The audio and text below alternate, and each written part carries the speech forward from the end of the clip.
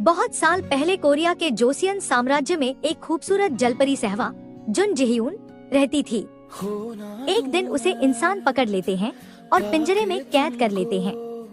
उसी समय वहाँ नए नगर अधिकारी बनकर आते हैं किम दामरयोंग ली मिनहो। वह सहवा को देखता है और बचा लेता है। दोनों में धीरे धीरे प्यार हो जाता है, लेकिन इंसानी लालच और सत्ता का खेल उनके प्यार को तबाह कर देता है। एक लालची और ताकतवर आदमी यांग सहवा को पाना चाहता है। वह सहवा को फंसा लेता है। अंत में दामरयोंग सहवा को बचाने के लिए अपनी जान कुर्बान कर देता है। दोनों समुद्र में डूबकर मर जाते हैं। मरने से पहले दामरयोंग एक भविष्यवाणी लिखकर छोड़ता है अपने अगले जन्म के लिए, ताकि वह उस जलपरी को पहचान सके और बचा सके। आधुनिक समय फिर से जन्म। सालों बाद वही कहानी दोहराई जाती है। सहवा फिर से जन्म लेती है, इस बार भी एक जलपरी के रूप में। वो समुंदर पार करती है और सियोल, कोरिया पहुंचती है अपने सच्चे प्यार को ढूंढने। उधर ह्यो जूनजे ली मिनहो एक शातिर ठग है। अमीर लोगों को हिप्नोटाइज कर उनके पैसे लूटता है।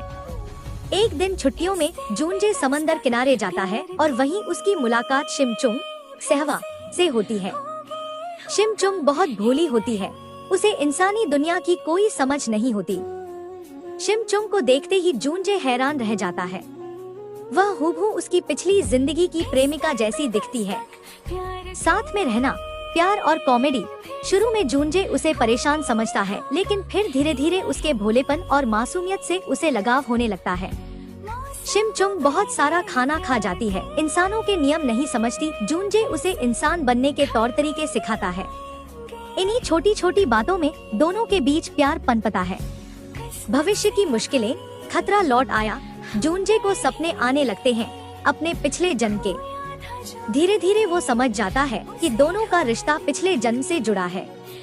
इस जन्म में भी वही दुश्मन लौट आया है, माँ डेयोंग, जो अब एक सीरियल किलर है और जूनजे की सौतेली माँ कांग सेही के लिए काम कर रहा है। जूनजे के पिता एक बड़े बिजनेसमैन हैं और उसकी सौतेली माँ उसका सब कुछ हथियाना चाहती है। जूनजे का सौतेला भाई चिह्यून भी इस साजिश में शामिल है। शिमचुंग का राज खुलता है। आखिरकार जूनजे को पता चलता है कि शिमचुंग कोई आम लड़की नहीं, बल्कि एक जलपरी है।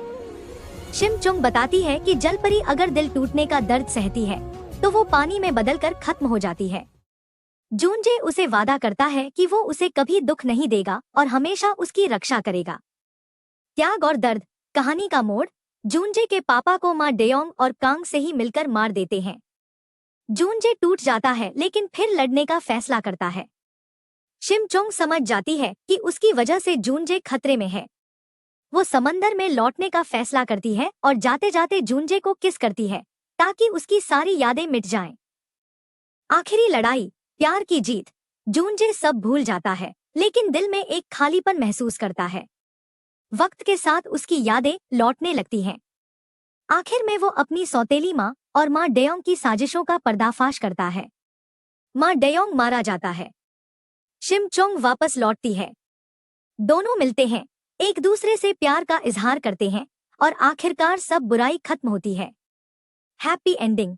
शिमचुंग इंसानों के साथ रहने का फैसला करती है। जूनजे और शिमचुंग का प्यार जीत जाता है।